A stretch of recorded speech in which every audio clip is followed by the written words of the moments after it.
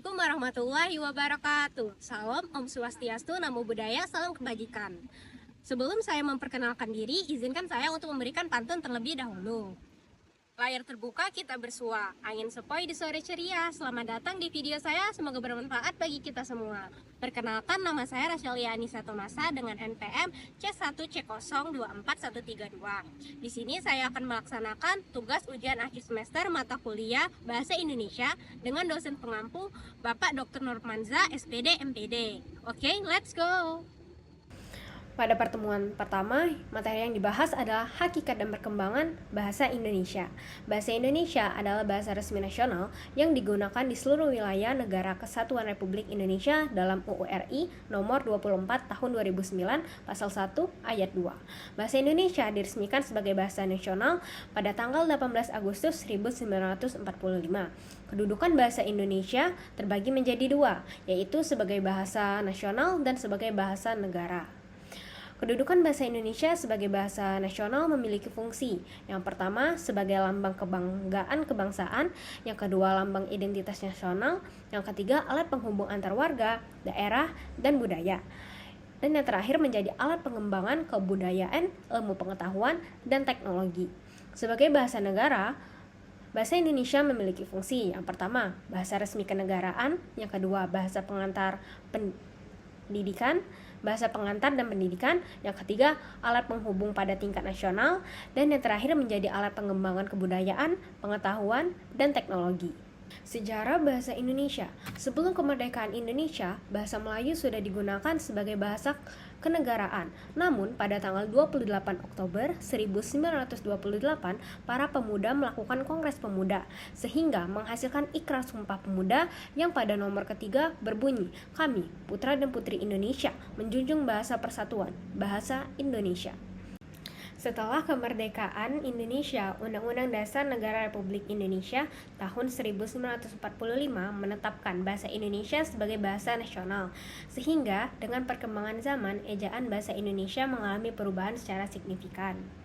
Pada tahun 2022, Kemendikbudristek memutuskan bahwa ejaan bahasa Indonesia mengarah pada EYD. Selanjutnya, pada pertemuan 2, materi yang dibahas adalah sikap berbahasa Indonesia.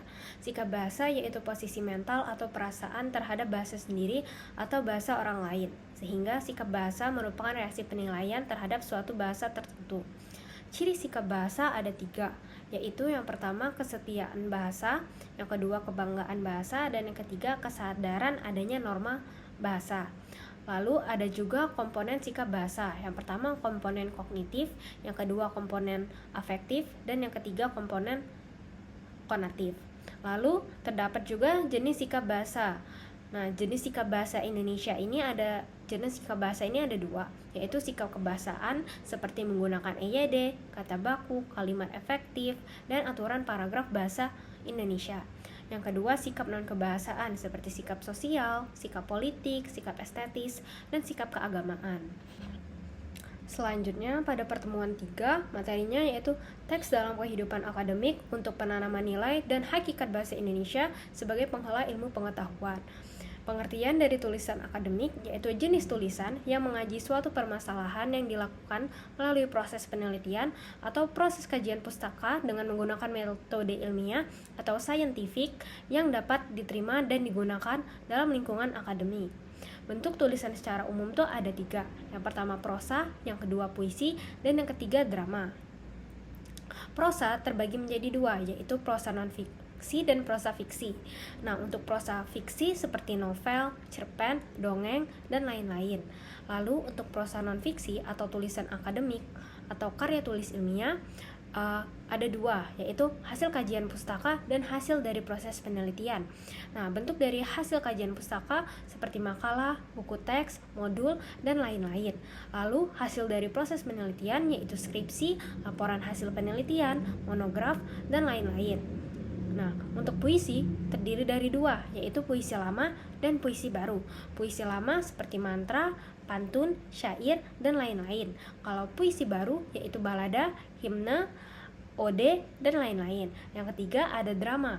Nah, bentuk dari drama ini ada tragedi, komedi, opera, dan lain-lain. Lalu ada bentuk tulisan ilmiah. Bentuk tulisan ilmiah terdiri dari dua. Yang pertama, hasil kajian pustaka, yaitu berupa makalah, berita, modul. Yang kedua, ada hasil dari proses penelitian berupa skripsi, tesis, dan disertasi. Lalu ada sistematika tulisan ilmiah. Yang pertama, untuk hasil kajian pustaka dimulai dari halaman judul, abstrak, kata pengantar, daftar isi, pendahuluan, landasan teori, metode penulisan, pembahasan, simpulan, dan saran, serta daftar pustaka. Lalu yang kedua, untuk hasil dari proses penelitian dimulai dari halaman judul, abstrak, kata pengantar, daftar isi, pendahuluan, landasan teori, metode penelitian, hasil penelitian dan pembahasan, simpulan dan saran, serta yang terakhir daftar pustaka.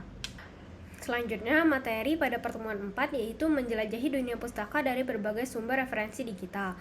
Nah, beberapa platform online yang disarankan dalam materi ini meliputi Crossref, Ipusnas, Fosviewer, Open Knowledge Maps, Mendeley, Taylor and Francis Online, Library Genesis, Google Trends.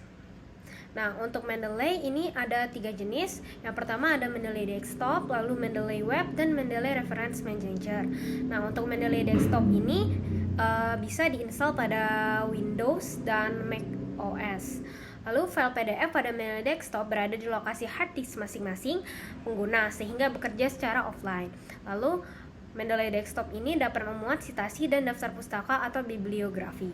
Lalu untuk Mendeley Web adalah platform Mendeley berbasis web. Server Mendeley Web bisa mengedit profil, mengelola referensi yang telah kita koleksi dan membaginya dengan kolega melalui Mendeley Grow.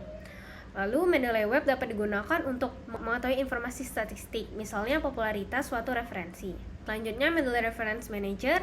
Mendeley Reference Manager ini telah rilis sejak tahun 2019. Kebutuhan koneksi internet sejak login dan fasilitasnya mirip dengan Mendeley Web. Selanjutnya materi pada pertemuan 5 yaitu presentasi ilmiah. Nah, presentasi ilmiah adalah keterampilan berbicara atau komunikasi secara lisan di depan umum untuk menyampaikan gagasan atau pendapat seperti hasil penelitian, pemikiran hasil temuan untuk disampaikan kepada orang lain. Komponen presentasi ilmiah terdiri dari 3, yaitu media, komunikator, dan audiens. Media yaitu berupa slide, bahan atau poster. Lalu komunikator adalah orang yang memberi pesan dan audiens adalah orang yang menerima pesan. Alur presentasi dibuka dari pembuka, isi, lalu penutup. Bagian pembuka yaitu jelaskan dengan baik gambaran topik dan tujuan presentasi.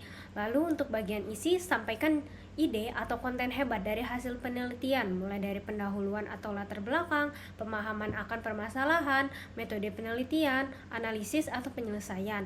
Lalu pada bagian penutup berisi kesimpulan dan pernyataan penutup. Selanjutnya pertemuan 6-7.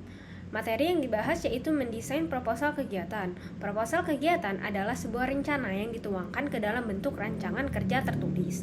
Proposal kegiatan pada umumnya dibuat untuk ditujukan kepada pihak-pihak yang terkait dengan kegiatan yang akan dilakukan. Struktur penyusunan proposal kegiatan dimulai dari yang pertama judul proposal, yang kedua latar belakang kegiatan, yang ketiga tujuan kegiatan, yang keempat peserta kegiatan, yang kelima waktu dan tempat pelaksanaan, yang keenam ketentuan-ketentuan seperti himbauan, larangan, dan peraturan.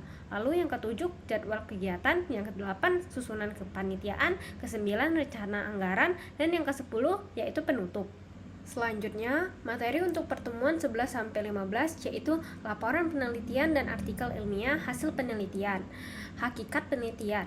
Penelitian adalah suatu usaha atau cara yang sistematis untuk menyelidiki masalah tertentu atau potensi dengan tujuan mencari jawaban dari masalah yang diteliti dengan metode ilmiah. Nah, metode penelitian yaitu prosedur atau langkah-langkah dalam mendapatkan pengetahuan atau ilmu dengan cara ilmiah.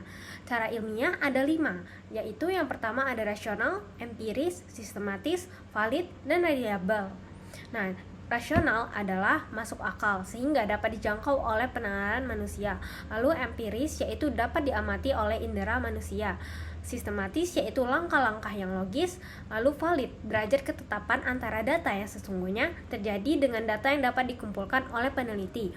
Lalu reliable adalah derajat ketetapan dengan data yang diperoleh bisa dibuktikan fungsinya pada waktu yang berbeda. Selanjutnya, penelitian yang baik adalah penelitian yang pertama, bermanfaat bagi kebaikan, yang kedua, mengandung nilai kebaruan, yang ketiga, tema up to date, yang keempat, menggunakan prosedur penelitian yang ilmiah dan dapat dipertanggungjawabkan, yang kelima, data dalam bentuk deskripsi, tabel, diagram, dan gambar, yang keenam, orisinil dan tidak mengandung plagiasi, dan yang terakhir yang ketujuh yaitu bisa dipublikasi dan diakses dalam bentuk jurnal, proceeding, buku, dan lainnya. Selanjutnya ada siklus proses penelitian metode ilmiah atau scientific method. Tahap pertama yaitu pelaporan dan evaluasi penelitian, yaitu memutuskan tentang audensi, mengonstruktur laporan, menulis laporan dengan sensitif. Tahap kedua yaitu identifikasi permasalahan penelitian. Yang pertama menetapkan permasalahan, menjustifikasinya, dan menyuburkan pentingnya untuk menelitinya bagi audensi tertentu. Tahap ketiga yaitu tinjauan kepustakaan, yaitu menemukan sumber, menyeleksi sumber, dan merangkum sumber. Tahap keempat, penetapan maksud penelitian, mengidentifikasi maksud pernyataan, mempersempit pernyataan maksud untuk pernyataan atau hipotesis. Tahap kelima, pengumpulan data, yaitu menyeleksi individu-individu untuk diteliti, mendapatkan izin, dan mengumpulkan informasi. Lalu tahap terakhir yaitu analisis dan interpretasi data. Yang pertama, menguraikan data, mempresentasikan data, dan menjelaskan data. Lalu, perkembangan metode penelitian itu ada 3. Yang pertama kuantitatif, yang kedua kualitatif, dan yang ketiga yaitu campuran. Kuantitatif yaitu menguji atau menguatkan teori. Kualitatif menghasilkan atau mengembangkan teori. Dan campuran membuktikan dan mengembangkan teori. Demikianlah yang dapat saya sampaikan. Saya mohon maaf apabila terjadi salah kata. Kepada Allah saya mohon ampun. Karena tadi saya buka dengan pantun, maka akan saya tutup juga dengan pantun. Burung terbang di angkasa biru, menikmati indahnya hari. Sampai jumpa di lain waktu, semoga ilmu terus kita gali. Wassalamualaikum warahmatullahi wabarakatuh.